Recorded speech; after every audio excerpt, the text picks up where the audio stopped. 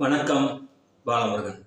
SP Varun Kumar இவனுக்கு notice விட்ட காரணத்தினால அன்னையிலிருந்து தொடர் நடுங்கி போய் என்ன பேசுறோம் ஏது பேசுறோம் அப்படிங்கிறது தெரியாம வானம் பெரியுது பூமி சிறிதுன்னு சொல்லிட்டு இருந்தவங்க எல்லாருமே எங்களை மாதிரி மண்டியிடாத மானம் வீழ்ந்து விடாத வீரம் அப்படி இப்படின்னு ஓலா வண்டி விட்டுக்கிட்டு இருந்தவங்க எல்லாருமே இன்னைக்கு முழு நீள அறிக்கை ஒண்ணு 4 பக்கத்துக்கு எழுதி அதுல ஐயா உங்களை மாதிரி நல்லவங்க இந்த உலகத்துல யாராவது இருக்க முடியுமா அப்படின்னு சொல்லிட்டு புகழ் மாலை எப்படின்னு கேட்டா போலீஸ் எவ்வளவு வெயில்ல காயுது எவ்வளவு மழையில நனையுது ஐயா எப்படிப்பட்ட நல்லவங்க நீங்க அதனால எனக்கும் இந்த கருத்துக்கும் சம்பந்தமே இல்லையா அத்தனைக்கும் காரணம் இந்த சாட்டை மாமா பையன் தான் அவன் சொன்னதுதான் இப்ப நான் வந்து கேட்டேன் அப்படின்னு ஒரு புறாவுக்காக தூது விட்டு இருக்கக்கூடிய ஒரு அறிக்கை இருக்கு பாத்தீங்கல்ல அந்த மாதிரி ஒரு அறிக்கை வந்திருக்கு அந்த அறிக்கை தான் இன்னைக்கு பேசு பொருள்.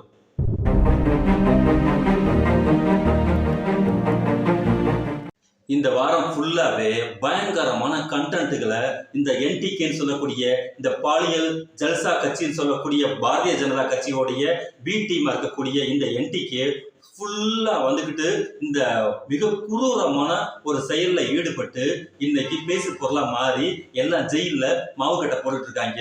அதுல பீதியில உறைஞ்சு போயிருக்கக்கூடிய இந்த ஆளு எங்கடா நம்ம வாயை விட்டுக்கிட்டு நிறைய வாங்கி கட்டிட்டு இருக்கக்கூடிய சூழ்நிலையில நமக்கும் சேர்த்து ஆப்படிச்சு விட்டு மாவு கட்ட போட்டு விட்டுருவாங்க அச்சத்துல தூக்கம் இல்லாம பெனாத்திக்கிட்டு தெரிஞ்சுக்கிட்டு கடைசியில இந்த RSS உடைய வழி நம்மளது வேத வழி அப்படிங்கிற மாதிரி எப்படி சார்வார்கார் எழுதுன்னு பிரிட்டிஷ்காரங்களுக்கு எழுதினாரோ அந்த மாதிரி இவனு லெட்டரை எழுதி அந்த எஸ்பி வருண்குமார் அவரோட சூக்கு கீழே கொண்டு வச்சு சரணாகதி அடைஞ்சிருக்கிறான். அதாவது எனக்கும் இதுக்கும் எந்த சம்பந்தமே கிடையாது, எனக்கு தெரியாது, எல்லா வேலைக்கும் எனக்கு பின்னாடி இருக்கக்கூடிய மாமா பையன் தான் எல்லாத்துக்கும் காரணம் அப்படின்னு சொல்லி அவனை கோர்த்து விட்டுட்டு இவன் தப்பிச்சுக்கிறான். இதுதான் இந்த என்டிகேல இருக்கக்கூடிய முக்கியமான தலைவலி மற்றும் இதுதான் முக்கியமான பிரச்சனை. தம்பிகளா நீங்க எல்லாருமே தெளிவா ஒன்னா புரிஞ்சுக்கங்க. உங்களுடைய அண்ணே உங்களுடைய நொண்ணே எல்லா விஷயத்துக்கும் முன்னாடி வந்து நின்று போர்க்குரல் எழுப்பி தமிழ் சமூகத்தை தூக்கி நிறுத்தி இந்த மக்களை ஃபுல்லா காப்பாற்றுவதற்கு வந்திருக்கக்கூடிய தேவதூதர் அப்படின்னு நீ நினைச்சனா உன்னைய மாதிரி ஒரு அடி முட்டாள் கேடுகட்ட முட்டாள் வேற யாருமே இருக்க மாட்டாங்க. ஏன்னா சீமான் அப்படின்னு வந்து நின்னாலே இந்த வந்து நின்னுட்டாண்டா ஜோக்கர் அப்படிங்கிற ரேஞ்சில் இருக்கக்கூடிய ஒரு சூழ்நிலைய ஒவ்வொரு நாளும் இவன் பேசக்கூடிய பேச்சுக்கு கழுவி எடுத்து ஊத்தும் போது குறைந்தபட்ச அறிவை வைத்து கூட சிந்தித்து பார்க்காத மட சாம்பிராணிகளாக இந்த ஜாம்பிஸ் இருக்கிறாங்க நினைச்சா நீங்கெல்லாம் எந்த மாதிரியான தயாரிப்பு தமிழ் சமூகத்துல ஒருத்தர் முட்டாளாக்கலாம். ஆனா கேடுகட்ட முட்டாளாக்குறதுங்கிறது தெரியுமா அது சீமானுடைய தம்பிகளா இருக்கக்கூடிய ஒரு விஷயத்துலதான்.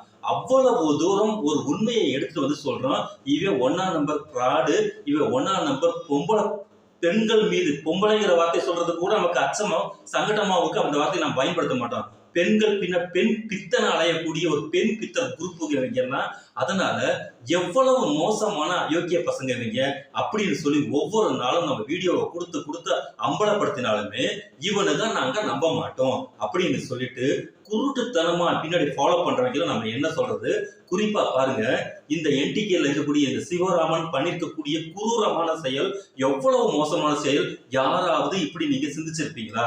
அதாவது பெண்கள் மீது எவ்வளவு வம்மம் இருந்துச்சுன்னா அந்த காரியத்தை செஞ்சிருக்க முடியும். கற்பனைக்கும் எட்டாத காரியத்தை செய்திருக்கக்கூடிய கேடுகட்ட பொறுக்கி லிஸ்ட்ல மனித தன்மைக்கே அவனை வந்து எந்த ஒரு விஷயத்திலும் வைக்க முடியாத பொறுக்கி லிஸ்ட்ல இருக்கக்கூடிய ஆள் தான் இவன் போட்டிருக்கக்கூடிய இளைஞர் பாசறையில போட்டு அடிக்கக்கூடிய ஒரு பொறுப்பாளர். கேட்டா அத்தனை பெருமை முன்னாள் என்டிகே அது என்னடா முன்னாள் என்டிகே ஏன் என்டிகேல இருந்து இப்ப அந்த என்டிகேக்கு இவனுக்கு சம்பந்தமே இல்லையா? என்டிகேல போட்டா எடுக்கும் போது இவன் என்டிகேல இல்லையா? இவன் என்னைக்கு வந்துகிட்டு இன்றைக்கு இவனை நீங்க வந்து நீக்கம் பண்ணிட்டனால இவன் புனிதன் ஆயிடுறானா? இந்த கட்சியை சொல்லுவோம் போது நீ தான் என்டிகேட தலைவர் ஒருங்கிணைப்பாளர் அப்படின்னு போட்டு அடிச்சிட்டு இருக்க. உன் மேல ரேப் கேஸ் இருக்கு, இந்த சாட்டா மாமா பயிர் மேலே இந்த கேஸ் இருக்குல்ல, இந்த இடும்பவனை கார்த்தி பண்ணிருக்கக்கூடிய விஷயம் எவ்வளவு தூரம் ஆடியோ வீடியோ இருக்கு. அதெல்லாம் முன்னாள் போட்டு எல்லாம் அடிக்கிறீங்க. ஏன்னா கேடு கட்டத்தனம் உன்னுடைய கேவலமான இந்த ஊர்ல ஒரு பழமொழி சொல்லுவாங்க, கல்லுக்கு சேலை கட்டி விட்டா கூட அதை நின்று வெறித்தனமா பார்த்துட்டு இருக்கக்கூடிய வெறியேறிய ஒரு குரங்கு மாதிரி நின்று பார்த்துட்டு இருக்கக்கூடிய கேடுகட்ட ஒரு மிருகம் எதுன்னு கேட்டோம்னா இந்த சைமன் தான். அப்படிங்கிறதுக்கு உதாரணம் தான் சீமான் கூடிய பயணம் செஞ்சிருக்கக்கூடிய ஒருத்தர் சொல்லக்கூடிய இந்த பேச்சை நீங்க ஃபர்ஸ்ட் கேளுங்க. காலத்துல சொன்னதே கிடையாது. ஆமா, பழகால சொல்ல. ஆனா ஒண்ணு மட்டும் சொல்லியிருக்கலாம். நான் உதவி இயக்குனர் இருந்த காலங்கள்ல அந்த வண்ணாரப்பேட்டை இடுகாட்டில் தான், அந்த புதைக்குழியில் தான் போய் படுப்போம். படுக்க எங்களுக்கு இடம் கிடையாது, அப்போ படுப்போம். பகல் நேரத்தில் அந்த வாய்ப்புக்காண்டி அலைவோம், இரவு நேரத்தில் கிடைக்கிறத சாப்பிட்டுட்டு அது கல்லறை நெருங்குறப்ப ஓடி போய் படுப்போம் தம்பி. படாப்பட்டு ஜெயலட்சுமி கல்லறையிலையும் சோபா கல்லறையிலையும். அப்போ 2 நடிகை இறந்துட்டாங்க, அவங்க தற்கொலை பண்ணி இறந்துக்கிட்டாங்க அப்படின்னு. எனக்கு ஆச்சரியமா இருந்தது. சரி, நீங்கள் படுக்க போகிறது கல்லறையில், எதுக்கு நீங்கள் ஓடி போய் அந்த கல்லறை மேலே படுக்கிறதுக்கு ஆசைப்படுறீங்க அப்படின்னா, ஒன்று தம்பி கேட்குறீங்க, சிமெண்ட்டே கேட்குறேங்க. அப்போ சொல்கிறான், தம்பி அவளுக்கு பழைய கல்லறையில் படுக்கிறப்ப அவளுக்கு கட்டி பிடிச்சி படுக்கிற மாதிரி ஒரு ஃபீலிங் இருக்கும் தம்பின்றாங்க. எனக்கு ஒன்றுமே புரியல, என்னடா இப்படி ஒருத்தன் இருப்பானா? எங்க நம்ம அருவறுப்பு படுவோம். ஒரு சுடுகாட்டில் போய் படுக்கிறதுக்கு சாதாரணமாக நம்ம விரும்ப மாட்டோம், அருவறுப்பு படுவோம். அது இறந்துட்ட ஒரு பெண் நடிகை கல்லறையில் போய் இவன் அவளுகளை கட்டிப்பிடிச்சு படுக்கிற மாதிரி எனக்கு ஃபீலிங் வரும்னு சொல்கிறான் அப்படின்னா, இவனை மனிதனாக நம்ம ஏற்றுக்க முடியுமா? சொல்லுங்க, என்ன ஜென்மம் இவன்? அதோட தொடர்ச்சி தாங்க இன்னைக்கு இந்த மாதிரி புதற்ற. அதன் பிறகு அந்த சுடுகாட்டுல ஓடி போய் ஒரு இறந்த கல்லறையின் மீது படுத்துக்கிட்டு ஒரு மைண்ட் ஆர்கசம், ஒரு கிரியேட்டிவிட்டி ஆர்கசம் அடையறானா, இவன் என்ன மாதிரி ஆளு? பிணங்களின் மீது கூட, உயிரோட இருக்கக்கூடிய உயிர்ப்புங்கிற விஷயம் வேற, பிணங்களின் மீது கூட இவங்களுக்கு தீரா வெறி உண்டாயிருக்குன்னா அப்ப இவங்க எல்லாம் யாரு? அகோரி பேர்சன்ஸ் இல்லையா? அந்த அகோரிகள் மீது இருக்கக்கூடிய வெறுப்பு தான் அவங்க ஃபுல்லா என்ன பண்றாங்க கேட்டீங்கன்னா, சுடுகாட்டு சாம்பல் எடுத்து அடிச்சுக்கிட்டு அடையக்கூடிய மிக மிக மோசமான மனப்பிறழ்வு கொண்டிருக்கக்கூடிய ஒரு மனிதர்கள். யாராவது ஒருத்தர் ரோட்டுக்கரில் எல்லாத்தையும் அவுத்து போட்டுட்டு சடமுடி வச்சுக்கிட்டு பிணத்து மேல ஏறி உட்காந்துட்டு அகோரியா இருக்கேன்னு சொன்னா அவனை பொட்டுல தட்டி இன்னைக்கு ஜெயில பிடிச்சு போட்டுறோமா இல்லையா? ஏன்னா அவங்க எல்லாம் மனிதர்கள் லிஸ்டே கிடையாது. அதனாலதான் அவங்க எல்லாம் தமிழ்நாட்டுல கண்ட்ரோல் பண்ணி வச்சிருக்கோம்.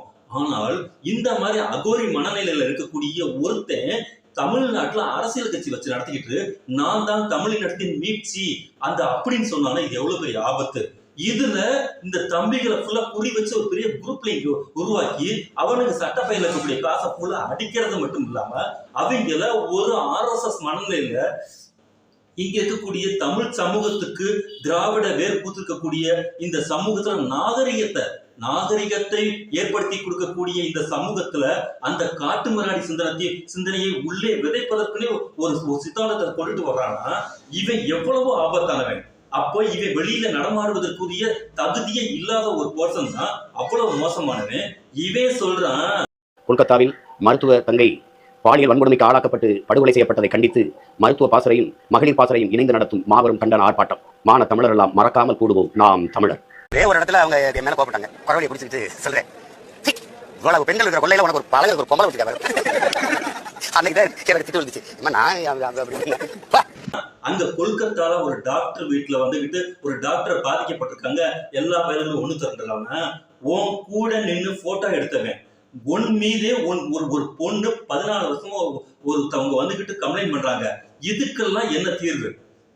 அதாவது அனைவரும் இந்தியாவே உறைந்து போய் உச்ச நீதிமன்றம் இன்னைக்கு கையில எடுத்து அந்த தானாக முன்வந்து அந்த விஷயத்தை கையில எடுத்து அந்த நீதி விசாரணையை நாங்க சீக்கிரமா இது பண்ணுவோம்னு சொல்லி எடுத்துக்கக்கூடிய ஒரு விஷயத்த இந்த பஸ்ஸ நானும் தள்ளுதல்னு சொல்லுவது நிப்பான் தெரியுங்களா?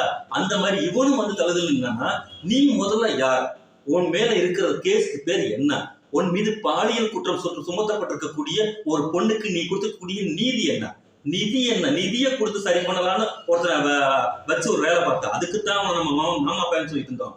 நீதிக்கு முன்னால் நிதியை கொடுத்து சரி பண்ணக்கூடிய கேவலமான வேலையை செஞ்சுக்கிட்டு டாக்டருக்கு கையை கட்டிட்டு பவ்யமா பச்சை புள்ள மாதிரி நீ பேசுறனா எவ்வளவு திருடர்கள், எவ்வளவு அயோக்கியர்கள், எவ்வளவு மொல்லமாரிகள், எவ்வளவு முடிச்சவிக்கைகள் அத்தனை பேருமே சேர்ந்து இருக்கக்கூடிய ஒரு கூடா கம்பெனி தான் எதுன்னு கேட்டீங்க இந்த நாம் தமிழர் கம்பெனிங்கிற ரேஞ்சில் வச்சிருக்கக்கூடிய ஒரு காஜி மடமா வச்சிருக்கக்கூடிய நீ இன்னைக்கு பெண்களை பற்றி அப்படி புனிதமான வார்த்தைகள் பேச தெரியுமா?